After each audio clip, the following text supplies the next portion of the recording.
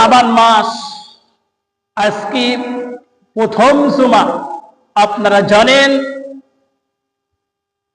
এই প্রথম জুমা আল্লাহ রাব্বুল আলামিন তৌফিক দান না করে কেউ ভালো কাজের জন্য আসতে পারবে না।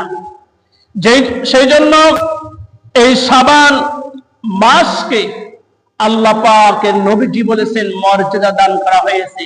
কি দান করা হয়েছে? মর্যাদা দান করেছেন। এই মাস হলো আল্লাহ পাকের রাসূলের মাস।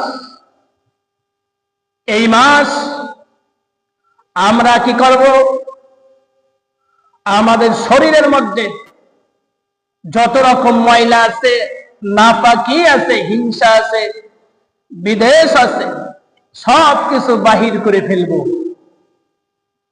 আল্লাহ রাব্বুল আলামিনের কোন বান্দার শরীরের যে পোশাকগুলো আছে যদি ময়লা হয়ে যায়, দুনিয়ার শ্যাম্পু সাবান দিয়ে আপনি ময়লাগুলো পরিষ্কার করতেছেন, অন্তরে যে ময়লা আছে এই ময়লাগুলো আপনাকে আমাকে পরিষ্কার করতে হবে।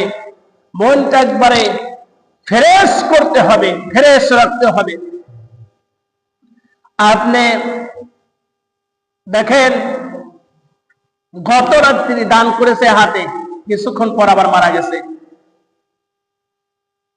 আপনি আজ আছেন, কাল আসবেন, পরের দিন নাই হয়ে যাবেন। এই জন্য যতই আমি আপনি এটা আমার ওটা আমার বাহাদুরি করি, যখন মারা যাবেন সব কিছু রেখে চলে যাইতে হবে। গুনাহ আর নেক কাজ নিয়ে জান্নাতে অথবা জাহান্নামে যাওয়া লাগবে। আর নেক কাজ নিয়ে তো কেউ জাহান্নামে যায় না, জান্নাতেই যায়। কি কর?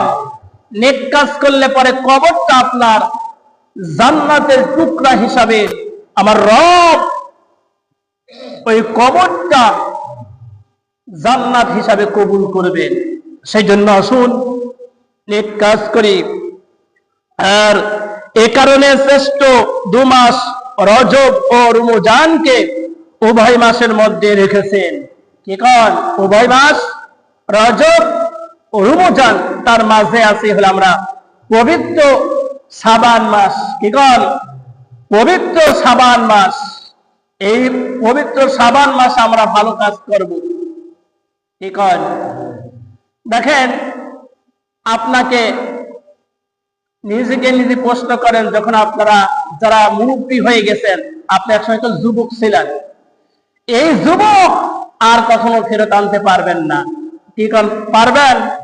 আপনি যদি মারা যান আর জীবনেও কবর থেকে আর আপনি ফেরত নিয়ে আসতে পারবেন না। এটা কি বুঝ হয় না? আপনি আমার অবশ্যই বুঝ হয় মানিনি। কি বুঝ হয় মানি।